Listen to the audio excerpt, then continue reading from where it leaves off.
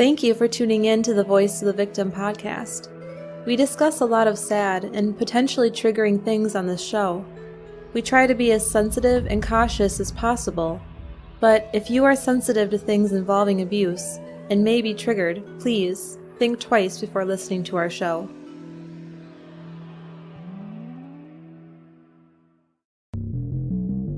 There are over 700,000 sexual offenders in the United States alone. With all the social media these days, how can we protect ourselves and our children from these despicable predators? Welcome to the Voice of the Victim podcast, where we discuss criminal cases that involve some factor of abuse. Our goal is to spread awareness of abuse that could be taking place around any of us and encourage everyone to take responsibility and report if they see a child or an adult being abused. When we talk about true crime stories, it can be hard to try to put ourselves into the story and imagining it ever happening to us. Some people may even blame the victim for putting themselves into a dangerous situation. But it can happen fast, and we may find ourselves as a prisoner of our circumstances before we even realize what's happening. It's easy to say, "That could never happen to me," or "I would never put myself in that situation." But we'd be lying to ourselves if we really thought that was true. It could happen to anyone.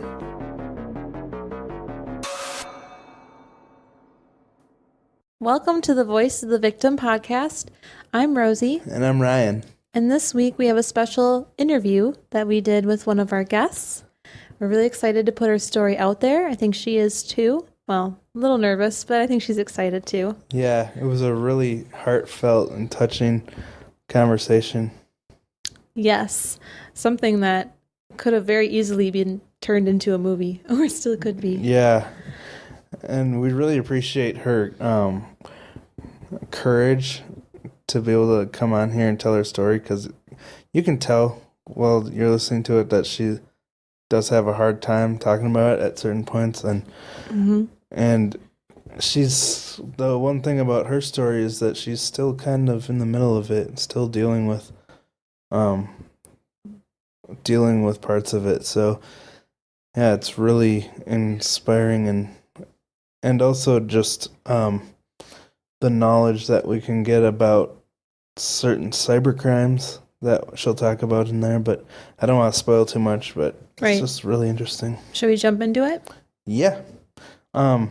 But real quick, we just want to thank our patrons for helping us out and supporting us. You really inspire us to keep going and keep putting in the work to make this podcast, because we really believe it's an important podcast, and we're happy to make it. So thanks for supporting us, and now we'll jump into it.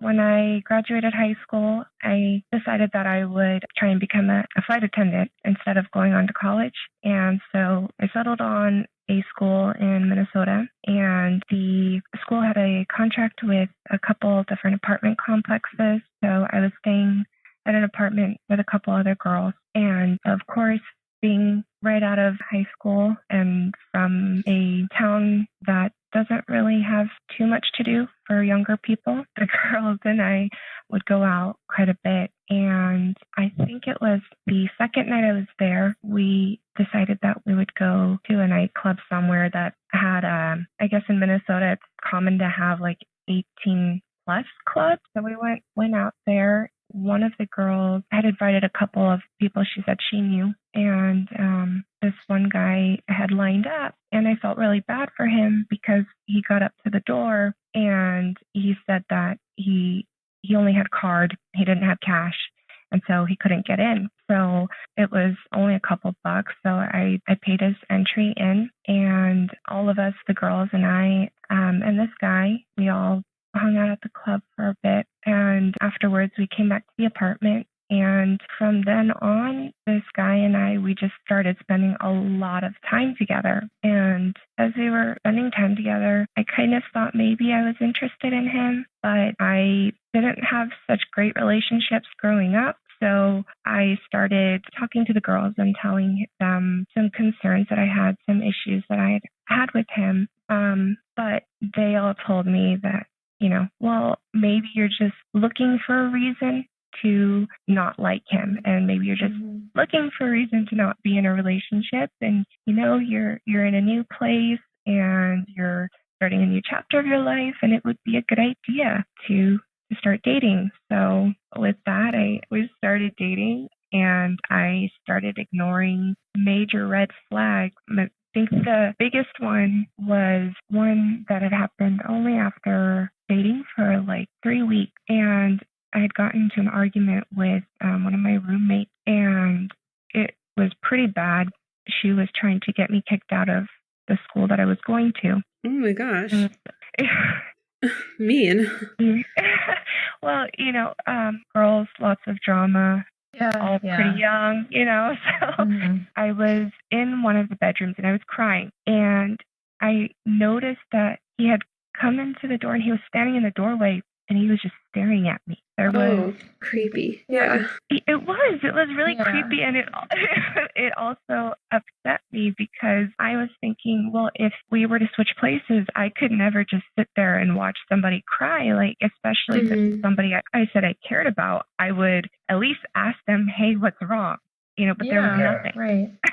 That's very odd. It was. And it was a moment where I thought, is it because he's just uncomfortable with crying, and he doesn't know what to do, or is he devoid of some kind of emotion? So, and it was situations like that kept occurring where he didn't have a typical response to people in distress. But I got quite involved with a guy. I did get kicked out of the school eventually, and I had no place to go because I'd driven all the way from the West Coast. So I had my car, and I had me, and I had a couple of my belongings, but I didn't have any family in Minnesota. I didn't have any friends in Minnesota or anywhere close, even in the neighboring states. So this was like a big move for you in the first place. Like, this was across the country, pretty much. Wow. Yeah, it was. But that never really scared me.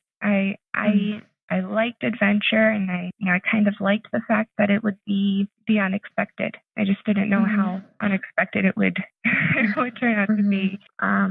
So since I had no place to go, he brought me to his friend's house. And apparently it was his best friend. And they started arguing because we weren't really supposed to be staying there.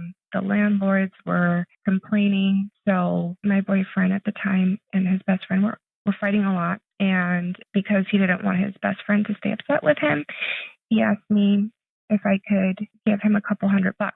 And I let him know that this was literally all I had, because I didn't have a job or anything. So this was it. So, I can give him the $200, but, could you maybe pay me back? Or because I have nothing. So he said that he would. And shortly after we gave him the $200, a couple days later, we had to get out of there. So he brought me to his parents' house, and we started living with his family. And at that time, we were 11 people. He had a couple siblings that had their own room that they were still in school. And then he had an older brother who was engaged, and she had 2 children from a previous marriage, and then they just had a baby. It was a split-level home. So his older brother and his whole family and my boyfriend and I were all on the bottom level. We were together for 2 years there in his family's home. And Cassie, can I ask you something quick? Yeah. Did you call your parents and tell them the situation? You being pretty much stranded in Minnesota at that point? They had actually put in a missing persons report because I didn't have money to keep paying for my phone bill. So once that whole disaster happened where I got kicked out and we were kind of in limbo, all of that. He didn't think it was a good idea for me to contact my parents until everything was situated. So they didn't know where I was. And there was a point about a month after we had moved into his parents' home where he put me in his car and he drove me somewhere. He didn't tell me where he was taking me, but he kept asking me questions throughout the car ride. Like, so you're happy, right? And you think everything's good, right? Like we're going to be together and you're happy where you are and all that. And I thought his questions were really weird, but I told him, yeah, I mean, I guess I was happy. I missed my family and I wasn't entirely comfortable with the situation that we were living in. But yeah, sure. I mean, I really thought that I would end up marrying this guy. So I said, yeah, everything's fine. So when we finally got to this part, he had gotten out of the car and spoke to somebody else that had gotten out of another car. And they talked for a little bit and he came back into the car and he said, okay, the guy out there is a detective and he wants to talk to you. So that's when I found out my parents had put in for a missing persons report and all of that. And he took my picture and, he asked if everything was okay. And I said, yeah, everything's fine. I mean, I'm kind of in a bad situation with being kicked out of school, but yeah, everything's fine. So that was that. And I guess throughout the 2 years that we were together, it was bad. We were fighting almost every other day, if not every day. And it would get to the point where there would be physical altercations between the two of us. And there were a couple times where I tried to just leave and he wouldn't let me. And I started to get a little nervous. I realized I was now in a situation where I didn't have a way to contact my family unless he let me contact them. I no longer could use my car because somehow he let his car get repossessed and he now drove my car. I was in his family's home and I had no family nearby, no friends nearby, no vehicle. And I started realizing the situation I was in was not a great one. Yeah, it sounds scary. Yeah, it's a real power imbalance. Yeah. But I didn't think of it like that at that time. I thought I was being paranoid. I was being crazy. And, everybody has fights. Everybody has arguments. And this is just a temporary situation. Don't worry.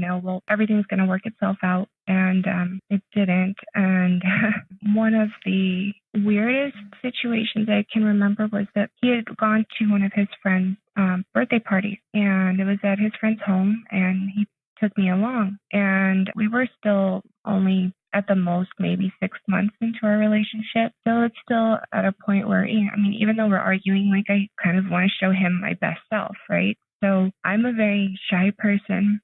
I usually only talk to people I know. I have a hard time with strangers and with people. But I also told myself going into this house party that, okay, I'm not going to be the clingy girlfriend. I'm not just going to hang around him. I'm going to let him, have his fun and do his thing. And I'll just kind of sit back and mind my own business. And that's it. I was a smoker at that time. And while we were there, I wanted to get a pack of cigarettes. And there was a gas station maybe a block down the road. And so I started to get my jacket on and started to walk out the building. And he had been drinking, but he came out and told me there was no way I was going anywhere. And it was just a weird interaction because I'm going right around the corner. I'm just going to grab a pack of cigarettes. I'm coming right back. If you don't feel like that's safe, then I'm more than happy for you to come along, or maybe, you can send somebody along with me. And he got so upset. I mean, he was seeing red. And while his friends were out there watching us because we were arguing, he kneed me in my stomach. Oh my gosh.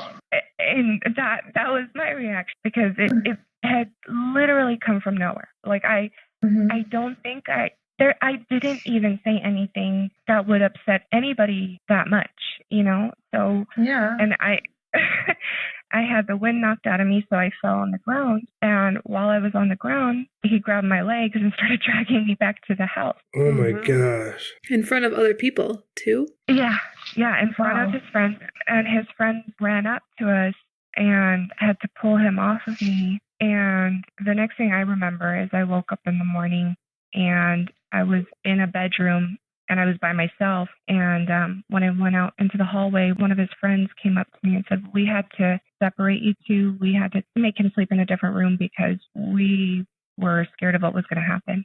So now we're at a point where he's doing things like this in public. Scary. Yeah, for him to not even be worried about other people who are there, he's insane. That's pretty bold for someone to do that in public, especially. It is. And I'm like, now that I think of it, I don't know how anybody in their right mind or anybody who's smart would do that, you know? Mm-hmm. But he also, to give you a little background into him, he was also a police officer at one point. He was not actively serving anywhere while we were dating because, according to him, he had been terribly wronged by one department, and so he quit, and he was looking for a different city or a different department to work for during this time while we were together. But he had very close relationships with a lot of the individuals in different police departments. So he has that kind of confidence behind him, and he's very charming. He's kind of the class clown. He's really funny, kind of the guy that, like, you know, that's not a guy that could ever really hurt anybody ever. Those are the kinds of situations that have been going on within 2 years, and me trying to leave, not being able to leave, and eventually, after some more issues and drama, I got pregnant, and things kind of went from bad to worse. We were temporarily back over on the West Coast when I first found out I was pregnant, and there was a lot of family issues at that point. And he told me, well, let's go back home, and we'll always stay at my parents' house for a little bit. We'll find ourselves a place to live, and, you know, you'll make a lot of friends because they don't say Minnesota nice for nothing, you know? That's funny. We live in Minnesota, and I know that's really not true. It's more passive aggressive. Yeah. That's hilarious. That's the first time I've heard people disagree with Minnesota nice. Oh, I think it's Minnesota passive aggressive is more real. Yeah, so, you know, he convinced me. I have no idea what I was thinking. I knew I didn't like being in a relationship with him. I knew things were not good, and I knew that going back to Minnesota was not going to be a good idea. But I thought, okay, since I'm pregnant, maybe the fact that we're going to have a baby and then all that, maybe that's going to turn some things around. And just to be clear, like I wasn't trying to get pregnant so I could keep him or trap him or anything like that. It was not a master plan of any sort. So we packed up and got in my car and started driving up that way. And the one thing I told him was that I absolutely wanted nothing to do with his older brother, because his brother would encourage him to be misogynistic and to be abusive. And he would say things to him like, he had asked me, do I want something to drink from upstairs? His brother would say things like, are you her bitch now? Like, why are you asking her? He would say things like that I knew. Jerk. I knew that he looked up to his older brother. So when he would say things like that, it would encourage him to not treat me well. And so he said, okay, fine, you know, we won't have any contact with them. I had asked him, I said, well, how are we going to not have any contact with him when he's still living at the same house? And he said, well, we'll just be nice, be civil, and we're not going to go on outings with them or anything like that. Fine. So as we're driving back up, we made a stop in Iowa, and guess who's there? His brother and the whole family. Oh, wow. And you weren't expecting this, I'm guessing? No. Nope. Wasn't expecting any of it. Neither of you? Or He knew about it. He just hadn't told me. Okay. And as soon as I found that out, I told him, I'm going back. There's no way. I'm not going forward with this. The fact that you're already, like, we haven't even gotten back home, and you told him to meet us in Iowa. No. Yeah, you haven't even started your life with him yet. You know, it's your second go at it. And he looked at me and he said, yeah, how are you going to get home? And I stared at him, and I was like, what do you mean, how am I going to get home? It's my car. Give me the keys. Wouldn't give it to me. Oh, And I knew I wasn't getting out of the situation. But I thought everything would be tolerable. But almost as soon as we got back home, he kept me under lock and key in his bedroom. I think my entire pregnancy, I know that he was very diligent about taking me to my prenatal appointments, and he wouldn't leave my side when we were there, but he did take me, because if he didn't take me, he knew that there would be concern. So aside from those appointments, I think he took me out of that room and out of that house 3 times in the 8 months that we were there. What? 3 times, you said? Mm-hmm. Wow. Oh my God. But he would do things like he went ahead and got this huge TV and put it in the room. And he sat there and you can watch TV and you won't be bored. And I mean, what was I going to do? It's not like I had any family to check in on me or any friends or so. Okay, right. I guess. Wow. And so, can you take us through a day that you would spend then? Was there a bathroom that connected to this bedroom, or were you like completely having to ask him for everything, for food? How was that? He would let me use the restroom. And as long as he was in the house, he could keep the door unlocked and I could walk about that lower level of the house. If he was going somewhere, if he was going out drinking or anything like that, then I was kind of SOL, I guess. Yeah. So he would lock it then when he left the house? And if you were wondering, yes, his family knew. And no, nobody helped me. Oh my gosh. There were a couple times where, his mom would come down and she might take me upstairs to give me something to eat. And, when I would tell her, I can't do this, I don't want to live like this, she would tell me, well, if you leave, you have to think of it like this. You have to start all the way from the beginning again. And you've got a baby now. And how are you going to explain that to anybody else you try and see? And no, you need to, I know it's hard now, but you just need to keep working on things. And eventually everything will be okay. So she's enabling him and no one realized this is like wrongful imprisonment? No. They just went along with it? Nobody saw it like that. So, yeah, it was just okay. I'm sorry. That sucks. Yeah, I can't imagine. Well, I wonder what he's telling his family members about the situation and how I wonder what his side is of how this is okay, Yeah, how he's rationalizing it to them. And how the whole family's like, oh yeah, that does make sense. It seems unfathomable that it's okay to have your girlfriend locked in your basement. I just don't get it. Crazy. Well, I have spoken to some of the family members since, and aside from one sibling, everybody else refuses to acknowledge that it was wrong. And they're also not a family native to the States. They're Asian. So even my boyfriend, he was born in a refugee. So his family has been through a lot. And so I think that kind of desensitizes you to trauma that you view as less traumatic than war. Yeah. Yeah, so there's all of that. But the only other time that I can remember getting out, and I probably had a chance to get away from the situation, but I didn't, was when I was 8 months pregnant. He broke my ankle when we got into an argument. And so I freaked out. I mean, I was so much pain. His best friend was also at the house at that point. They were doing what they all love to do the most, which was drink and play computer games downstairs. So he came out and I told him, I said, I need to go to the hospital because there's some things that I can't walk. And so they relented, and his best friend and my boyfriend carried me to the car, and my boyfriend drove me to the hospital. So I got my foot put into a cat or a boot. I think they call it a boot. And I got crutches and all that.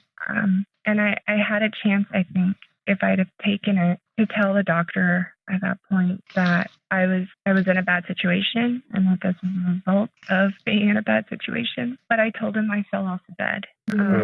And I can't even tell you why I did that.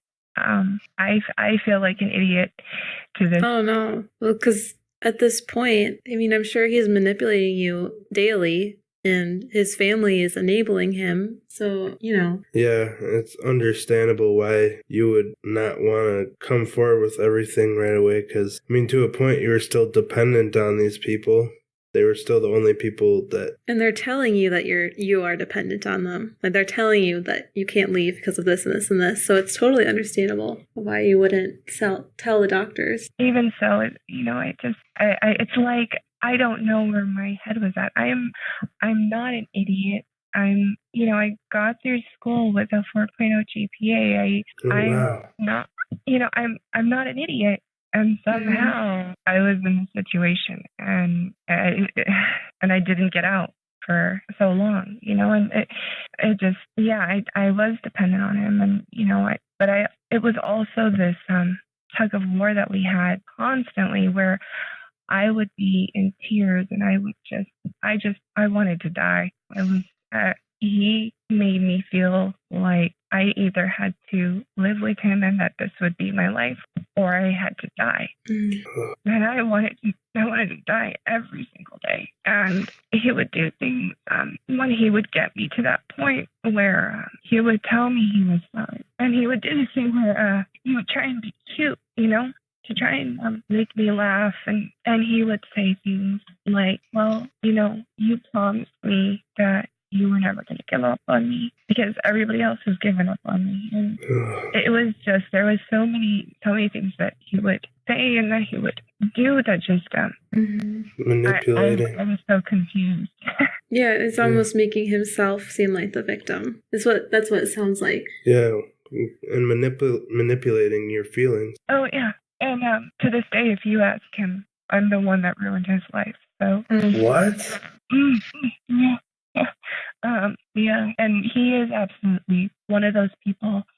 He's going to blame everybody but him. If it's not me, it'll be his mom. If it's not his mom, it'll be God. If it's not God, it's that one police officer that took my job right from underneath me. I mean, he never has ever taken responsibility for himself.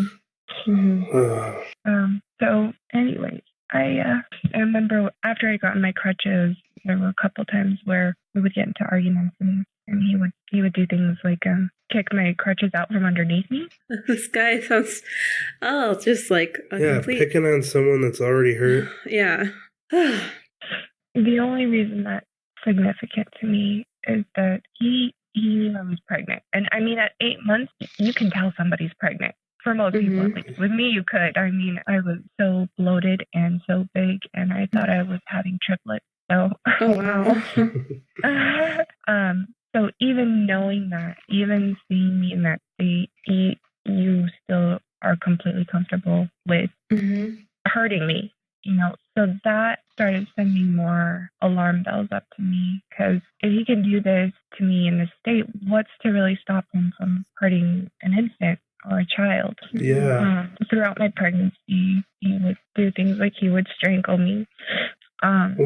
And he would do it so hard that I would have bruising all the way up to like right under my chin and around my ears. There's been some research that I've read that people who strangle others, especially people who are pregnant, there is a very, very high likelihood that they will go on to commit homicide. So, I mean, that's something that I've only read about within the last couple of years. I didn't know that at the time. But so, I finally went into labor with my son.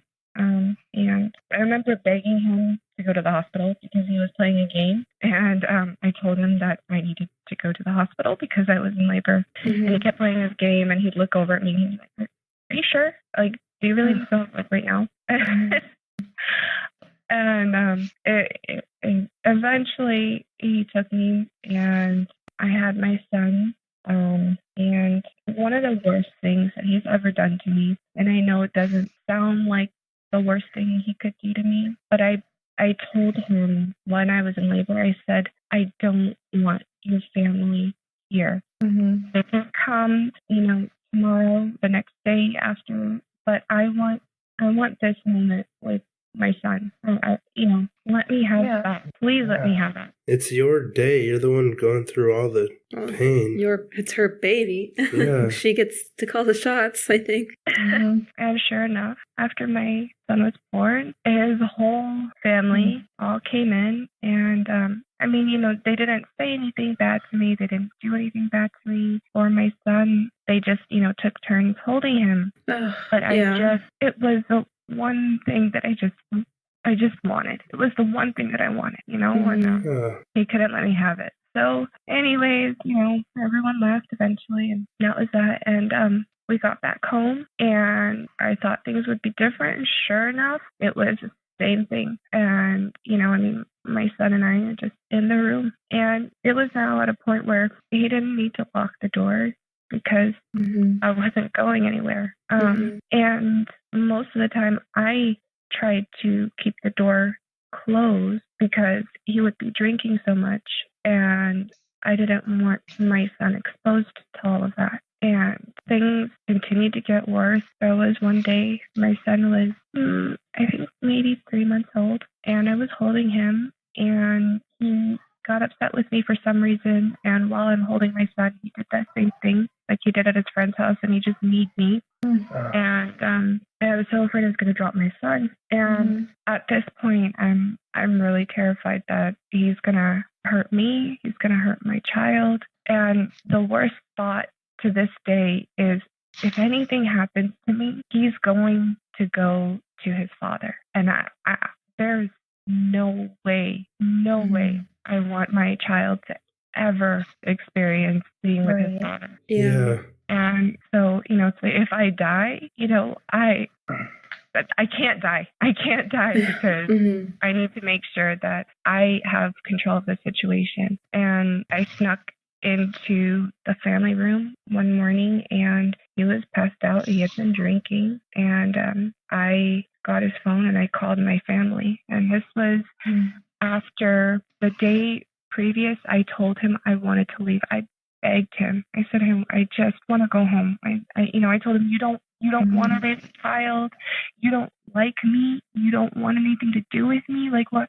I just want to go. I just want to go to the place. I'm going to take my son and go. That's it, And he looked at me with these dead eyes, and his response was, you are never, never stepping foot outside this state. And I hope mommy and daddy can send you some money, because I will kick you out. And as long as you have my son, you're going to have to depend on the state to put you in some kind of housing. So, and he did not care. He didn't care about, the welfare of his child or nothing. And I asked him, I said, why? And he said, because if you leave, you will try and squeeze every cent out of me for that kid. And I said, I will sign whatever you want right now. I want absolutely nothing from you. Nothing. I just want to go. No. And now that I think of it, he didn't have a cent for me to squeeze out of. Right. Yeah. What a scumbag. Yeah. Oh my gosh. It's like listening to a book on tape, like a suspense thriller. I know. Honestly. Oh my goodness. I'm kind of afraid that that I'm boring you. No. Oh, no, not at all. Oh my gosh, no. You're not. Oh, I did call my dad, and I told him what he had said. I said, once I got a hold of my dad, I told him everything, and not everything. I told him about the situation that I was in, and I told him, Daddy, I want to go home. And he said that he was not going to let me leave the state, and I'm going to be trapped here. And my dad got off the phone, and the next day he was at the front door. My dad had flown to Minnesota, and he was there to get me and my son. Oh, wow. And so, Papa Bear mode. my dad got me, and he put my son and I on a plane back home. And my dad was the one that actually packed up my belongings and put it into my car and told my boyfriend, I'm taking her car. It's hers. It belongs to her. It's in her name, so I'm not leaving the car here. And he spent the time to drive all the way from Minnesota all the way back to the West Coast. Mm-hmm. And I thought everything was good for the most part. I got home, but this thing would keep happening where my ex would keep calling me, and every time I saw his name on my phone, I would get cold, like freezing, like somebody had just dumped a bucket of ice water on me, and my teeth would start chattering, and I didn't know what was wrong with me. But it kept happening. So eventually I went to the doctor, told them about it, and then they sent me to a psychiatrist. Then they diagnosed me with complex post-traumatic stress disorder. And all that's going on, but fine. Okay, I'm getting treatment. I'm trying to get my life back on track. It's just me and my baby and my parents, and, okay, cool. Well, all of a sudden, about 6 months later, maybe a little longer than that, he calls me and he says, hey, so I'm here, and you think I can borrow your car for a couple of days, and do you think your parents would be cool with me staying for a little bit? Oh What? gosh. For him to just casually ask? Oh my gosh. What? Mm-hmm. Who does he think he is? Yeah. Wow. Okay. He couldn't leave well enough alone. He's here in town. Mm-hmm. Yay. Yeah, he should just be glad that he wasn't in prison. Like, Oh, he knew I was not ever going to tell anybody about that because I would be the idiot. Well, why did you stay with him for so long? Why did you go back with him when you were pregnant?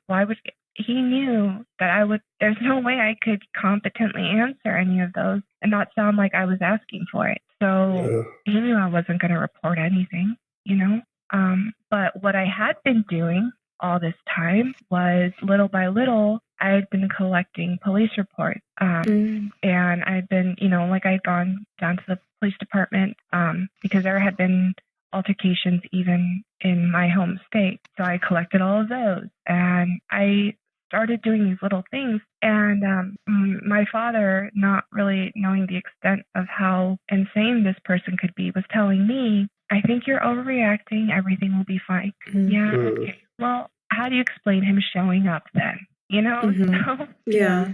But anyways, after he shows up, I don't want to be painted as the spiteful ex trying to keep the child away from the father, right? Mm-hmm. So I do my best whenever he asks to accommodate and let him see his son on the condition that somebody is present. That would be my dad or my dad and me together. So he's not going to be left alone with the child for any amount of time.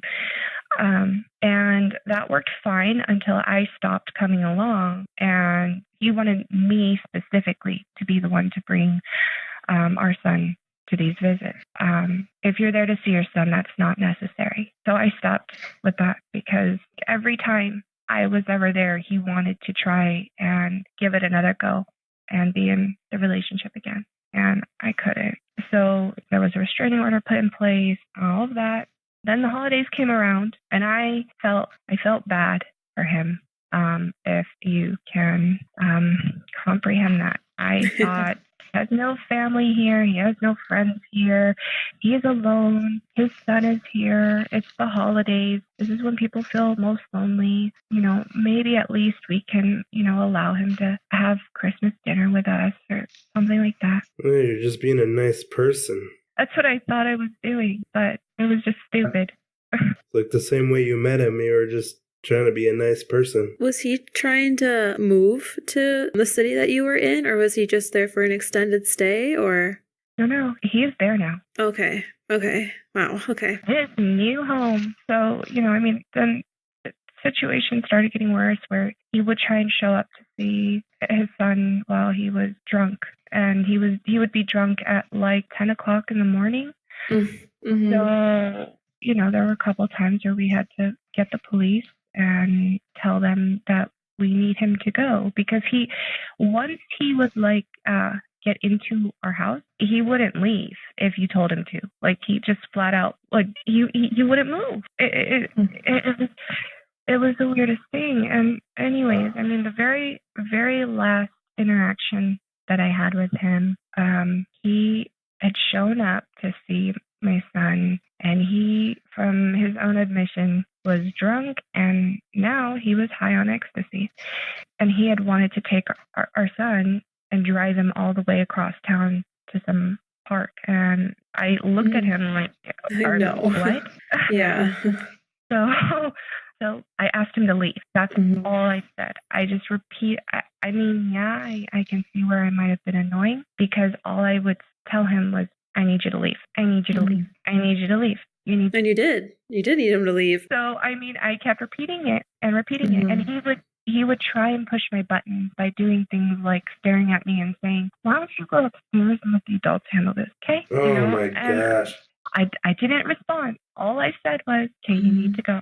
You need to leave. And I mean, it was like a broken record. And as I'm telling him that, he got extremely upset that I wouldn't relax and calm down and just let him leave on his own time. So he pushed me hard enough that I fell back onto the tile. And he knew that a week before I was just in a car accident. So, that did not help anything.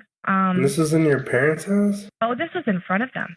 Oh my gosh. In front of them. And so we called the police, and luckily enough, the police officer that responded had been to our house several times before because of him. And by the time he came, my ex had already left. And so when I'm telling the officer this, he said, well, I know the situation you're in, but the best I can do at this point is I can call him and ask him what happened. And if he admits to it, which he probably won't, then I can arrest him. But, if he doesn't say anything, I can't really do anything. And I said, okay, fine. So right there in front of us, he gives him a call, and a girl answers, and she's sitting there saying things like, are you sure you have the right phone number? I don't think you have the right number. Who is this? Oh, that guy you're looking for, is that even a real name? Yeah, I mean, she was being really weird. And the officer was like, okay, whatever. Well, if you see so-and-so, you let him know that I tried to reach him and to give me a call back. So 5 minutes later, his phone rings, and it's him. And he asked him what happened. And because he's so high out of his mind and drunk, he tells him what happened. Wow. Finally, drugs actually help a situation. It's crazy. Yes. And so the officer looks at me, and he goes, okay, all right, so then I can either arrest you now, you can meet me somewhere, or I can arrest you when you least expect it, maybe at your workplace. He also tells him, also, you can let that young lady know that if she does something like that again, there will be repercussions for that. And he tries to play it off as, well, did you dial the right number? Maybe you called my mom because she's not a native English speaker. And, is like, okay, all right. So off he goes. He's arrested. And luckily in my state, I don't know if this is nationwide now, but I know, at least in the state that I live in, whether the victim wants to press charges or not, it doesn't matter. The city will press charges, period, if there's any domestic. So even if you sit there and beg them not to, they're going to press charges. So we have a court date. And when I start talking to the victims' advocates and all of that, and letting them know about all the stuff that's happened to me, they said, put it in your victim impact statement. Write it all down, whatever you can think of, write all of it down, because we can't, the prosecutor can't do anything about charges that haven't been formally made. But, that kind of information is going to affect the judge's decision. So I wrote it all down. And luckily, he had been arrested, charged, and convicted once before in my home state for a similar situation in regards to me, right before I found out I was pregnant. So with all of that being the case, he wasn't allowed to do anything like a diversion program, or he would have to accept whatever the judge gave him. There was no out for him. And so with that being the case, they said, okay, well, we can ask for probation. And I said, okay, well, that sounds fine. Could you add a psychiatric evaluation to all of that as part of his probation condition? Because I really feel like, in my opinion, he has a severe narcissistic personality disorder coupled with psychopathy. He's not a normal person. He just flat out isn't. And they agreed to it. And okay, great. Everyone's on their way. He wants to kill me now because I have officially ruined his life. Great. And even with that, with him being on probation, he had done things in the 6 months that he had been in town where I was terrified of him, because he had broken into my family's home. He had shown up at a place that I had started working at without me telling him where it was I was working. That's scary. And he also had let me know that he had found a way to stalk me through devices. So he had every email that had been sent back and forth. He had my bank accounts. Anything you can access on a phone or a laptop or a tablet, he had access to. Oh my gosh. That's scary. That's what's turned me into a crazy person. I mean, I always feel like no matter what I'm doing, he's watching. And the probation officers, they got him to admit to it. And I mean, I had reported this a couple times already to law enforcement, but it's such a new area, I guess, of crime that there's not much that they can do for you when you're being stalked through, devices digitally, anything. There's not much they can do for you, So yeah, I had reported it, and yeah, I have copies of the reports, but the police just said, well, maybe get a new phone. Wow. So, and I've gotten 2 new phones since I found out about this. I've gotten my son a new tablet. I've changed phone numbers, God knows how many times. I've changed my email address, and it's still the fear that I don't know how much he knows and he doesn't know, So, yeah. There's still pending court cases, and it's still not over. And in the 6 months that I knew he had been escalating, I was working full time. And every night I came home, before I would open the door to the house, I was convinced I was going to find both my parents dead and my son gone. And that image, I saw it every single day that I would go home before I opened the door. Oh, it's terrifying. Yeah. And, he violated probation. And he was in jail for a couple days, and he's back out. He's still on probation. I've told the judge, and I've told law enforcement officers, and I don't know if you should put this in, but I've spoken to the FBI as well to let them know about everything that was going on. And I think I spent more than 12 hours interviewing with a federal agent about all of that. Yeah. But aside from all of that, I mean, I've told everybody, he is either going to go away, like somebody's going to have to put him into a prison, or he will kill me. He's going to kill me. I'm going to end up dead. And I don't know how many times I've told different law enforcement officers that, and told the judges, I've told victim advocates, and I know that everybody's doing their best to help me, but at the end of the day, I feel like it's never going to be over. He either wants to win completely, which means killing me and maybe even my family and taking my son, or he needs to be put away. But I tried to condense all of that as much as I could, but that's pretty much where I'm at right now. So I think you did a great job, and yeah, told it really well, and I think it's important for this message to get out there, because the fact that these cyber crimes are almost like a loophole that they don't know exactly how to prosecute or what they can do about it, it's so scary, and it's an issue that needs to be known and addressed. Yeah, and I think I don't want to compare it to anything else, but it's almost a type of psychological warfare, because it's just not knowing is the worst. Not knowing what somebody else knows about you, what they're watching, what they, and no matter how many times you change a password or delete accounts, make new accounts, get new devices, did that really help? Or, did they just find another way to get in? It never stopped. I can't even imagine. I know the fear that you must be in and having to watch your back all the time. I can't imagine the way that you have to cover your tracks at all times. I told my dad when I was really, really young, like 6 or 7, I was really into James Bond, and I told him I wanted to be a spy. And I told my dad the other day, I said, Dad, I feel like I am working for like the Secret Service, or I'm a spy because of all the things I have to think of, and how many times I change my accounts and my passwords. And if you look at it the wrong way, I almost look like a criminal. Like, what is this girl doing? Yeah. Well, hopefully they'll have good enough communication to realize why you're doing it. Yeah. Well, I think I have enough documentation to back it up. But Yeah. I think so too. Wow. I don't even know what to say. That's such an intense story. And yeah, sorry.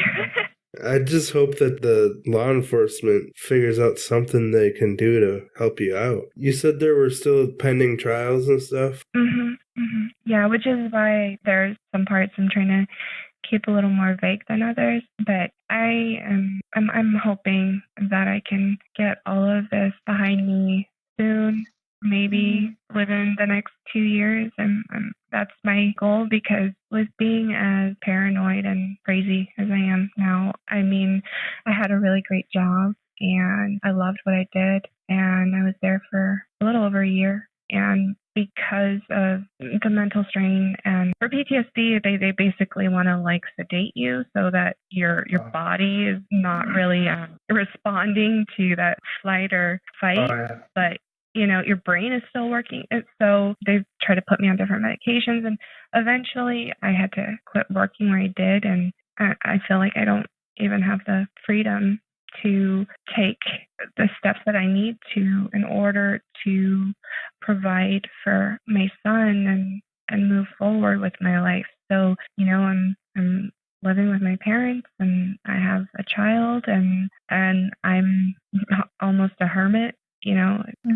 It's not fair, but and the other day my sister, she said, well, yeah, but at the end of the day, like, you chose him, you chose to be with that guy. So there's still stuff like that where it's just, dealing with people is difficult, dealing with life is difficult, and I just wanted to say, like, I wasn't trying to reach out to you guys, or I'm not trying to tell my story because I want anybody to feel sorry for me or anything like that. It's not like that at all. I just I'm at a point in my life now where I want to say something. I want to talk about it, Yeah. So well, that's really amazing that you're willing to talk about it now, and you're not just paralyzed in fear, but you're trying to make progress and get past it so you can put it behind you. And even though you said that you're kind of a hermit now and you're living with your parents, like, you survived and you got out with your son in tow. A child, that you were able to get out of those circumstances. So I think that there's also some really good positives to your story. Even though, not everything is where you want to be yet, there's still some really good positive outcomes that you've made happen for yourself. Yeah. That's true. And I did want to go ahead and email you guys a picture of my son. He's, even with all of that, I know he has some fake memories, but he's so happy.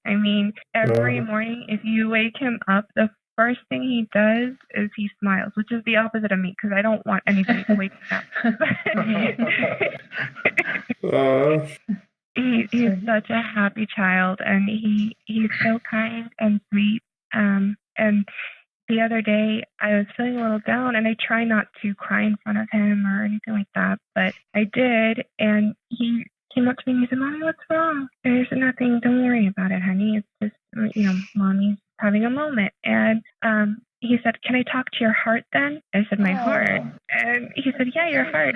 I said, "Okay." And he tells me to open my mouth, and he starts talking into my mouth, and he said, "Hello, heart, please stop making Mommy cry." It was such a sweet kid. Yeah, That's so cute. that's so sweet. That's like a Hallmark commercial. That's so cute.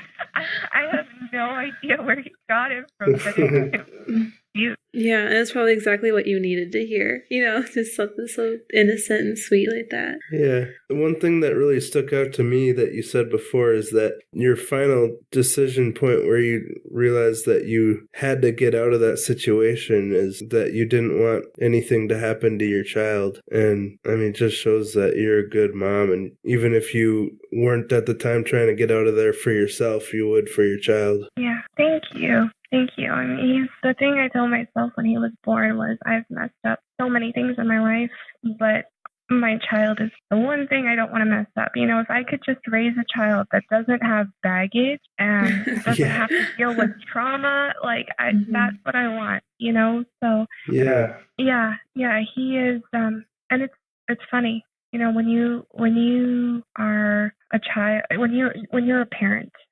Because I don't want to say mother because there are some very, very amazing fathers out there. But the fact that you have this other life that is completely dependent on you, how he's going to turn out depends on me and what I do. That was enough to say, okay, this isn't what I want. This is not okay. He can't be trapped in a room his whole life. Right. With a father that's going to hurt him. And I don't care if it was physical or not. I mean, I know how bad emotional trauma can be. And, even if he had never laid a hand on him, I know that there's no way he would have been able to get out of that without being hurt by his father. Well, it's really nice to hear because we research and talk about so many crappy parents that do terrible things to their children, and it's so nice that even though you were in a traumatic situation yourself, you still were a good parent. Thank you. And but some of the stories I've heard on the podcast, it breaks your heart. It really does. Yeah. Yeah, I've cried several times when we try to do it, but yeah, it just puts your life in perspective. I think when we hear these things, and even your story, it puts people's lives my crappy job and I'm in debt. Well, at least I'm not locked in a room, It helps people, I think. Yeah. And we really appreciate you taking the time to call us and share it with us. I know, it's not easy to call strangers and then tell, a bunch of people who are going to listen to the story. It's not easy to get the courage to do it. Yeah. So, we thank you a lot. I'm just, I kind of can't even really believe I'm talking to you guys because I listen to you and it's amazing. I mean, I in general, I love your podcast. And I love the fact that you tell it from the perspective of the victim.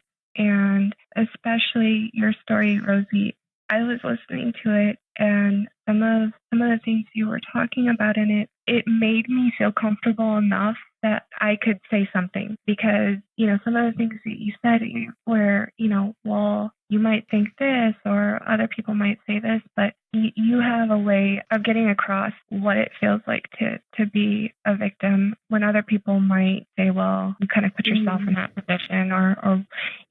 Well, thank you. Thank you. Yeah. Well, it's important too.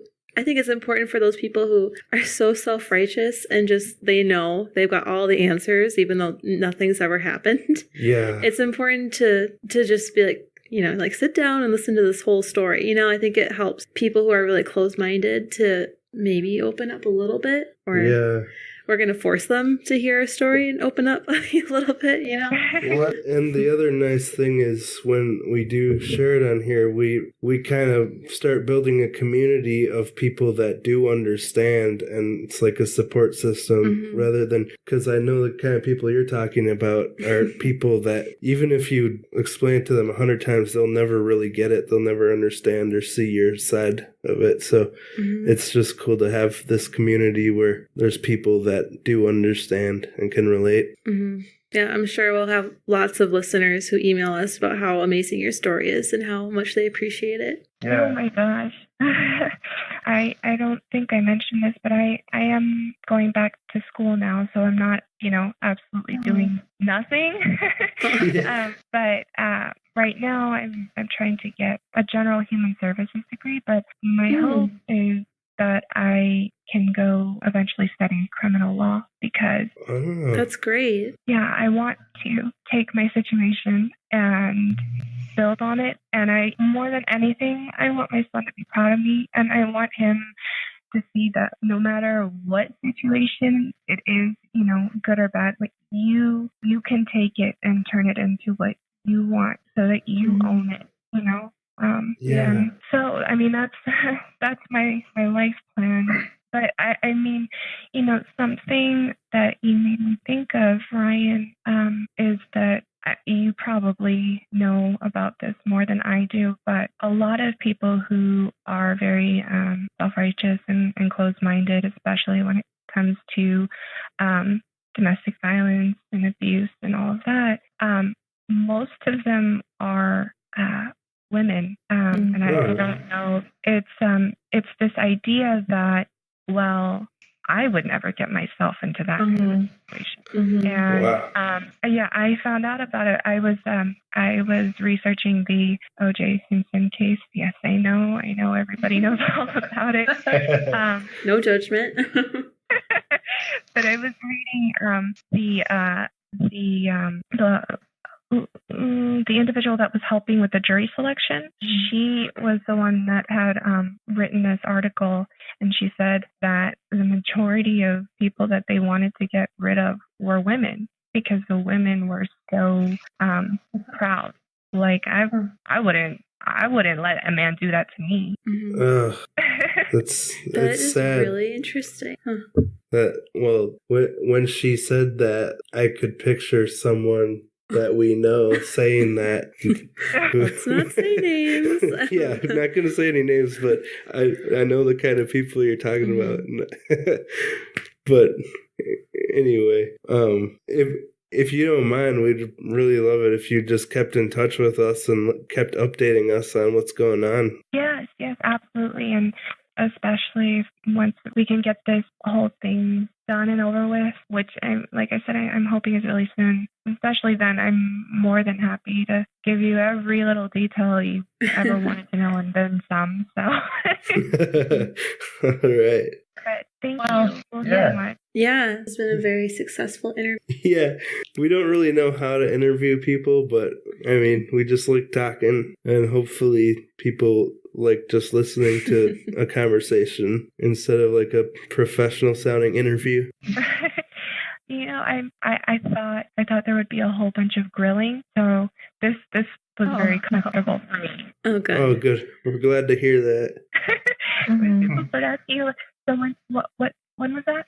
And what exactly happened? And okay, and how did you feel that time? And what was his response? Can you tell me? It's like, I don't know. And you freeze. So this was comfortable and good.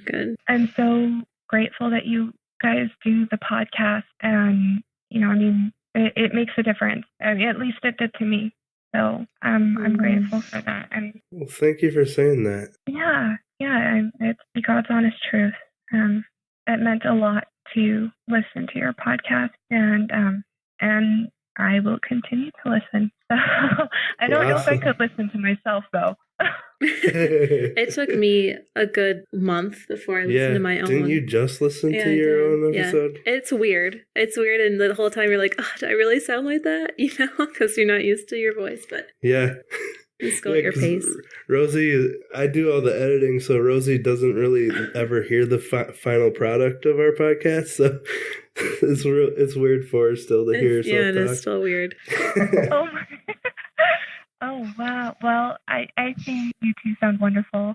Oh, thank you. And like I said, I think you're, I listen to a lot of podcasts, and I think yours is very unique, and it's the only podcast that really moved me emotionally and made a difference where I felt like I could actually say something and want to say something. So wow, that's really super encouraging. Thank you. That means a lot to us. It does. Really appreciate that. So we just want to say thank you again to Cassie for being on our show. She did such a great job, and her story is really unique, I would say. What about you, Ryan? Absolutely. And I mean, it still gives me the creeps thinking about it, and just what this person could get away with. Mm-hmm. I mean, the phone calls with the cop while he was high on ecstasy and still not being arrested. It's kind of scary. Oh, totally. We totally encourage people to email us with some nice words for Cassie. Yeah, please definitely share your feedback for Cassie, and we'll definitely share it with her. Is there anything else you wanted to say? I'm sorry I cut you off. Nope, nothing. All right. Well, we want to thank Cassie again for sharing her story, and it was really powerful, and we're really happy that that hearing Rosie's story was encouraging to her and gave her the strength to share her own story. That's so cool to us that it had that impact. So yeah, and maybe if you're listening to the story and you're a victim yourself, or you're a survivor and you want to share with the world, please don't hesitate to email us. We can set up an interview according to your schedule. We're pretty flexible. We would love to hear from you. Yeah. So to wrap things up, you can follow us on Instagram at VOV Podcast and on Twitter at VOV Pod, and email us at vovpodcast@gmail.com. And yeah, I think that's pretty much everything. If you've been enjoying our show for a while and you want to show more support, please, we invite you to become part of our Patreon family, where you can get some cool stuff depending on how much you want to spend per month. Absolutely. You'll get our eternal gratitude if you do support us, because it really means a lot to us. All right. Well, thank you for listening, and we'll talk to you next week.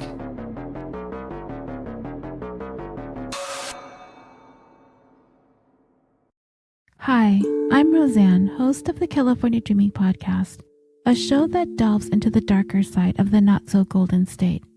Together, we will visit some of the most unhinged and chilling crimes that ever shook California and beyond. Join me as I take you on a journey into a new story each week with a different backdrop from all around California, from the bright lights and glamour of Hollywood to the picturesque and tranquil wine country. No crime, no town, nobody is off limits. Listen to California Dreaming on the Orbital Jigsaw Network or anywhere you listen to podcasts.